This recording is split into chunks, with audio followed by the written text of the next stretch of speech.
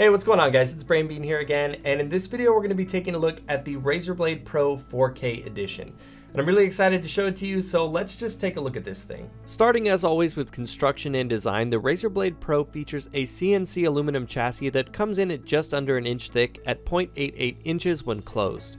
The aluminum chassis gives it a solid feel, but it will pick up fingerprints over time. Aesthetically, it has a super sleek design that makes it look professional, while the illuminated triple-headed snake logo on the top reminds anyone who would be fooled that this is a laptop that was built for gamers. The Razer Blade Pro comes in two major varieties with a few minor configurations per variation. I'm reviewing the 17-inch 4K version, which weighs 7.69 pounds, which is about a pound heavier than the 1080p version. I think it's important to really highlight just how slim this thing is, especially when you consider what's under the hood, which we're going to talk about here in just a second. One thing you should keep in mind early on is that the Razer Blade Pro commands a premium price even at its more affordable configuration.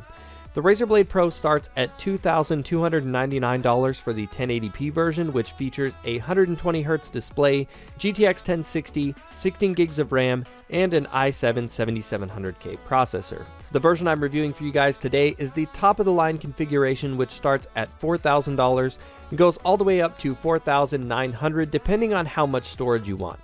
This configuration also has an absolutely beautiful 17.3-inch 4K display, which has 100% Adobe RGB with a 170-degree viewing angle. It has a 120Hz refresh rate with G-Sync and a multi-touch screen as well, but when you use the touchscreen with that glossy finish, it's definitely going to show the fingerprints. Now, whether you're playing games or doing work with photos or video, the Blade Pro's display is incredible to say the least. Keep in mind though that while it is a gorgeous screen, its glossy finish can make using it outdoors or around bright lighting a pain with all of the glare. The 1080p version though does come with a matte screen. Powering this beast is an i7 7820HK processor, which can be overclocked all the way up to 4.3 GHz, an NVIDIA GTX 1080, and 32 gigs of DDR4 at 2667 MHz. As you can imagine, with specs like this, the Blade Pro 4K can get some pretty impressive benchmarks for any PC. But when you consider that it's a laptop, and a thin one at that, it's quite remarkable. Just check out some of these benchmarks.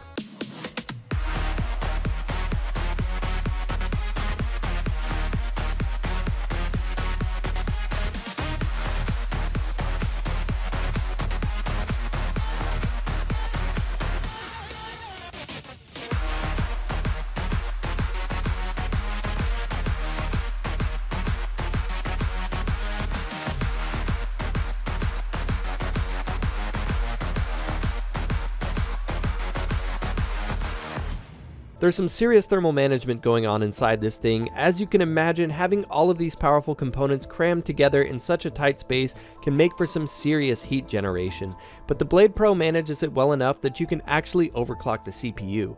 Just keep in mind that the fans do get a bit noisy when it's really chugging along.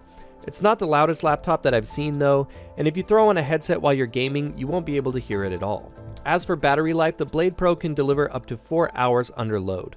Of course, all of this depends on a variety of factors like screen brightness, keyboard lighting, and how hard you're running the components. So depending on your choice of game on the go, your mileage may vary. Also, because this beast takes so much power, the power brick is quite large, and it's going to take up a little bit more space than your traditional brick in your bag. In addition to its beefy internals, the Blade Pro 4K edition comes with some pretty awesome extras. My personal favorite is the low-profile mechanical keyboard, which gives you that sweet clicky tactile experience on the go. And of course, I wouldn't leave you guys without a sound test, so here is a quick typing test of the Razer Blade Pro 4K's low-profile mechanical keyboard.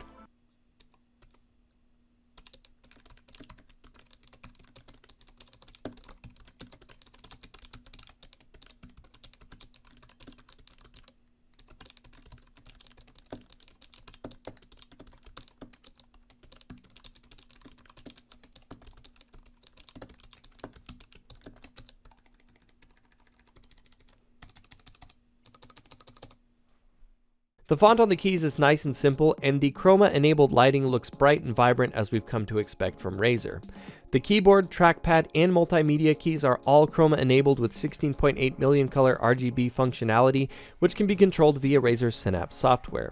Like I mentioned, the Blade Pro does have a set of dedicated media keys, complete with metal volume scroll wheel positioned just above the trackpad.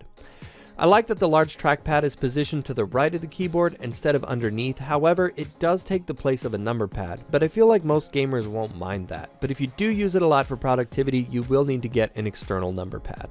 In terms of connectivity, the Blade Pro has an SD-XC card reader, 3 USB 3 ports, a Thunderbolt 3 port, and an HDMI port. It has killer Doubleshot Pro wireless connectivity with Bluetooth and a gigabit Ethernet port. With Razer's acquisition of THX, it should come as no surprise that the Blade Pro has some seriously impressive speakers. The built-in stereo speakers deliver punchy sound with crisp highs and fat lows.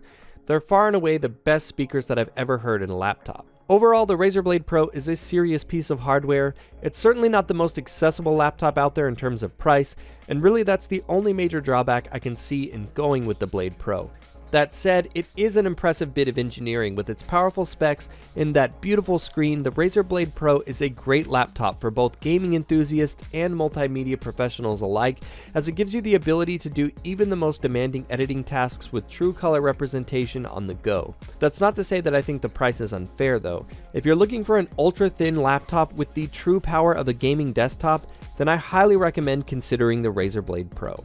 Well, that's it for the review, guys. Let me know in those comments down below what you think about the Razer Blade Pro. And if you enjoyed this video, give it a like to show your support. And if you're new here, I'd love to see you subscribe because I've got a lot more videos like this one coming for you in the near future.